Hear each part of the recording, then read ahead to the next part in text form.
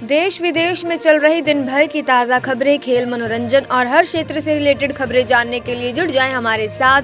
आज की इस वीडियो के अंत तक जानेंगे दोस्तों हर वो खबर जो देश में सनसनी पैदा कर रही है। तो चलिए बिना वक्त ज़ाय किए शुरू करते हैं आज की ये दिलचस्प वीडियो।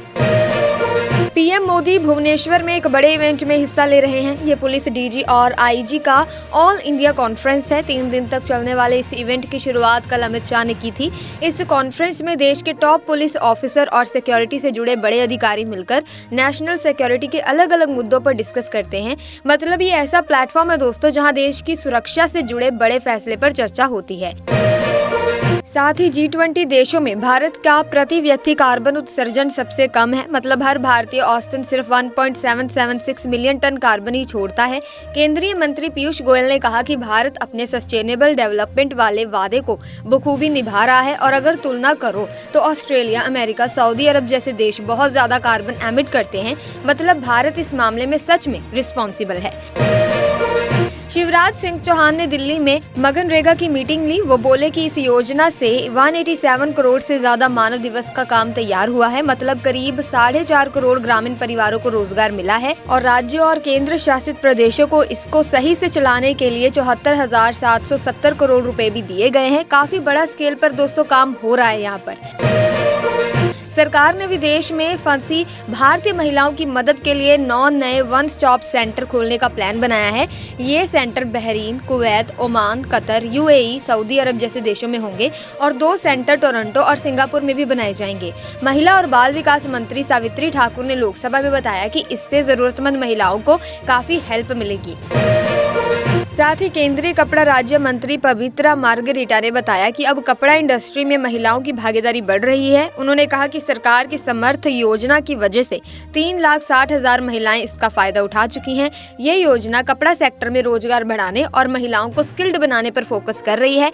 अच्छा लग रहा है दोस्तों कि ऐसे कदम उठाए जा रहे हैं। वहीं राम जन्मभूमि परिसर में मंदिरों की गिनती 19 तक हो सकती है। राम मंदिर के दूसरे फ्लोर पर भी मंदिर बनाने का प्लान चल रहा है। 161 फीट ऊंचा 3 मंजिला राम मंदिर जहां भूतल पर रामलला विराजमान है। वहीं बाकी फ्लोर्स का काम अभी जारी है। शिखर का काम भी जोरों पर चल रहा है। सुनने में आया है कि जुलाई 2025 तक मंदिर का पूरा निर्माण काम खत्म हो सकता है। कितना भव्य होगा दोस्तों, ये सब देखने में बहुत ही अच्छा लगेगा। साथ ही संभल में मस्जिद सर्वे के दौरान जो हिंसा हुई थी उसका मामला बढ़ता ही जा रहा है। अब समाजवादी पार्टी का एक डेलीगेशन वहां जाने वाला है। सपा ने बताया कि इसमें नेता प्रतिपक्ष माता प्रसाद पांडे समेत 15 लोग शामिल होंगे। ये लोग वहां जाकर हिंसा से जुड़ी सारी डिटेल्स कलेक्ट करेंगे। मामला काफी गर्म होता यहाँ पर दिख रहा है। आईसीसी ने पाकिस्तान को लेकर बड़ा अल्टीमेटम दे दिया है। उन्होंने पीसीबी से साफ कह दिया है कि या तो अगले साल होने वाली चैंपियन ट्रॉफी के लिए हाइब्रिड मॉडल को मान लो या फिर मेजबानी से हाथ धोने के लिए तैयार रहो। सुनने में आ रहा है कि पीसीबी का अड़ियल रवैया ही है जिसकी वजह से हुई बैठक का कोई नतीजा नहीं निकल पाया। मामला थोड़ा दोस्तों टेंशन वाला लग रहा है। साथ ही गाजा पट्टी में इजरायली हमलों में फिर से भारी तबाही मची है। करीब 40 फिलिस्तीनी मारे गए और इनमें से ज्यादातर नुसेरात कैंप के लोग थे। फिलिस्तीनी हेल्थ डिपार्टमेंट का कहना है कि अब तक 19 शव बरामद हुए हैं। इजरायली सेना रात से लगातार हमले कर रही है और तो और गाजा के वेस्टर्न इलाके में उनके टैंक एक्टिव देखे गए हैं। दूसरी तरफ अमेरिका का कहना है कि वो फिर से युद्ध विराम के लिए कोशिश करेंगे, लेकिन फिलहाल हालात बहुत गंभीर लग रहे हैं। साथ ही विधानसभा उपचुनाव में जीत के बाद अब सरकार और भाजपा मिल्कीपुर सीट पर फोकस कर रही है। सीएम के घर पर एक मीटिंग हुई जिसमें सबने मिल्कीपुर का उपचुनाव जीतने की प्लानिंग पर बात की। मंत्रियों को साफ साफ कहा गया कि अब से ही मिल्कीपुर सीट को लेकर पूरा जोर लगा दो। टास्क मिल गया है कि चुनावी तैयारियां अभी से शुरू करो और हर हाल में ये सीट जीतनी ही जीतनी है। इसी के साथ समाजवादी पार्टी का एक प्रतिनिधि मंडल संभल जाएगा। यूपी विधानसभा में नेता विपक्ष माता प्रसाद पांडे के नेतृत्व में सपा के 5 सांसद और 15 नेता वहां जाएंगे। उनका मकसद है पीड़ितों से मिलकर पूरी जानकारी इकट्ठा करना और रिपोर्ट सभा प्रमुख अखिलेश यादव को देना। हालांकि नेताओं को संभल जाने से रोक दिया गया है। इस वजह से लखनऊ में माता प्रसाद पांडे के घर पर भारी पुलिस बल तैनात कर दिया गया है। बांग्लादेश के चट्टोग्राम में एक बड़ी घटना हुई है दोस्तों, जब विरोध कर रही भीड़ ने 3 हिंदू मंदिरों में तोड़फोड़ की। ये विरोध प्रदर्शन दोस्तों तब शुरू हुआ जब इस्कॉन के एक पूर्व सदस्य के खिलाफ देशद्रोह का मामला दर्ज किया गया था। इसके बाद से चट्टोग्राम में लगातार विरोध जारी है।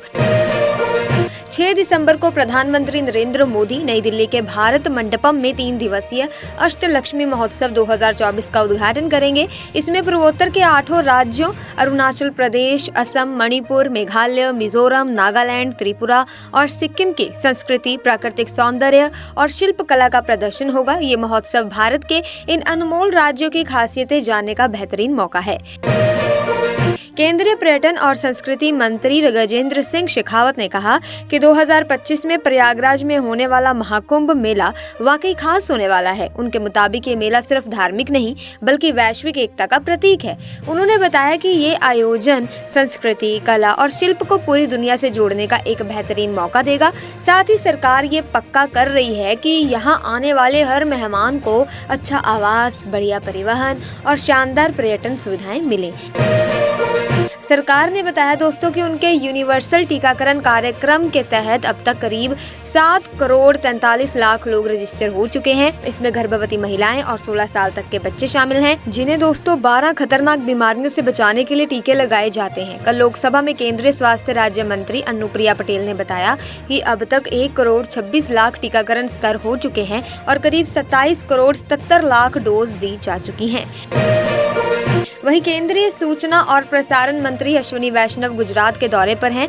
सबसे पहले वो सूरत के किम में बुलेट ट्रेन ट्रैक स्लैब बनाने वाली फैक्ट्री देखने जाएंगे। इसके बाद वडोदरा की प्लासर इंडिया फैक्ट्री का दौरा करेंगे। फिर वडोदरा में गति शक्ति विश्वविद्यालय के दूसरे दीक्षांत समारोह में हिस्सा लेंगे, जहां 239 छात्रों को डिग्री दी जाएगी। इस कार्यक्रम में गुजरात के मुख्यमंत्री भूपेंद्र पटेल भी मौजूद रहेंगे। वहीं देखिए दोस्तों, आईसीसी बोर्ड की वर्चुअल मीटिंग हुई थी, जिसमें अगले साल होने वाली चैंपियन ट्रॉफी को लेकर बातें हुई। मीडिया में खबरें हैं कि भारत ने साफ साफ कह दिया है कि सुरक्षा के कारण हमारी टीम पाकिस्तान नहीं जाएगी। और मजेदार बात यह है कि आईसीसी के बाकी मेंबर्स ने भी भारत के इस फैसले को सपोर्ट किया है। पंजाब पुलिस को बड़ी सफलता मिली है दोस्तों। बॉर्डर के पास गश्त करते हुए उन्हें 8 पिस्तल और 10 गोलियां मिली हैं। लगता है कि पाकिस्तान फिर से भारत में गड़बड़ी फैलाने की साजिश रच रहा था, लेकिन पुलिस ने इसे वक्त रहते पकड़ लिया। सुबह ये हथियार बॉर्डर के पास बरामद हुए थे। वहीं केंद्र सरकार ने एशियाई विकास बैंक के साथ एक बड़ा कदम उठाया है। किसानों के लिए 9 करोड़ 80 लाख डॉलर का लोन समझौता किया गया है। इसमें किसानों को बेहतरीन और रोग मुक्त पौधे मिलेंगे, फल की पैदावार और क्वालिटी भी बेहतर होगी, साथ ही जलवायु परिवर्तन से निपटने में भी मदद मिलेगी। खबरों का सिलसिला यूं ही चलता रहेगा दोस्तों, लेकिन उससे पहले अगर आप इसी तरह के अपडेट्स पाना चाहते हैं तो चैनल को सब्सक्राइब करके बेल आइकन को प्रेस जरूर कर लीजिएगा, ताकि आप अप टू डेट रह सकें। इसी के साथ दोस्तों, संसद के शीतकालीन सत्र के चौथे दिन भी विपक्ष ने हंगामा जारी रखा है। कांग्रेस आज भी अदानी मामले पर चर्चा करने की मांग कर रही है। इसके लिए कांग्रेस के सांसद मणिकम टैगोर ने लोकसभा में स्थगन नोटिस दायर किया है। दरअसल कांग्रेस सांसद 25 नवंबर से ही शीतकालीन सत्र की शुरुआत से अडानी मामले पर चर्चा करने की मांग कर रहे हैं। HUL एंड विप्रो जैसी बड़ी कंपनियों ने हाल ही में साबुन की कीमतों में 7 से 8% की बढ़ोतरी की है। इसका कारण पाम तेल की बढ़ती कीमतें हैं, जो साबुन का एक मुख्य कच्चा माल है। इसके अलावा HUL और टाटा कंज्यूमर जैसी कंपनियों ने चाय की कीमतें भी बढ़ाई हैं, क्योंकि अनियमित मौसम के कारण चाय उत्पादन में गिरावट आई है। केंद्रीय वित्त मंत्री निर्मला सीतारमण ने बिहार के दरभंगा में आयोजित ऋण आउटरीच कार्यक्रम की अध्यक्षता की। इस कार्यक्रम के दौरान विभिन्न बैंकों ने 49,137 लाभार्थियों को 1,388 करोड़ रुपीस का ऋण वितरित किया, यानी कि लोन दिया। ये कदम वित्तीय समावेशन को बढ़ावा देने और लोगों को उनके व्यवसायों या फिर व्यक्तिगत जरूरतों के लिए आवश्यक फाइनेंशियल हेल्प प्रदान करने की दिशा में एक बहुत ही अच्छा कदम है। साथ ही रेल मंत्री अश्विनी वैष्णव ने लोकसभा में बताया कि 21 नवंबर तक देश में 136 वंदे भारत ट्रेनों को बेहतर सुरक्षा सुविधाओं के साथ शुरू किया जा चुका था। उन्होंने बताया कि इन ट्रेनों में ऑटोमेटिक ट्रेन प्रोटेक्शन सिस्टम, तेज गति, पूरी तरह से सील गैंगवे, ऑटोमेटिक प्लग दरवाजे, mini pantry, bottle cooler, deep freezer और गर्म पानी बॉयलर जैसी सुविधाएं यात्रियों के लिए उपलब्ध हैं, ताकि सफर और भी आरामदायक और सुरक्षित हो सके। प्रियंका गांधी वाड्रा जो कि कांग्रेस महासचिव है और वायनाड से सांसद भी, जो कि अपने भाई राहुल गांधी के साथ एक जनसभा को संबोधित कर रही हैं। पार्टी के सूत्रों के मुताबिक ये प्रियंका का सांसद बनने के बाद पहला दौरा है अपने लोकसभा क्षेत्र में। फिलहाल के लिए बस इतना ही दोस्तों। मुझे उम्मीद है कि ये वीडियो आपको इन्फॉर्मेटिव लगी होगी। अगर हाँ तो आप इस वीडियो को लाइक करें, शेयर करें, चैनल को सब्सक्राइब करके बेल आइकन को प्रेस कीजिए ताकि नए वीडियोस की अपडेट आपको मिलती रहे। मिलेंगे जल्द ही, तब तक के लिए थैंक्स फॉर वॉचिंग।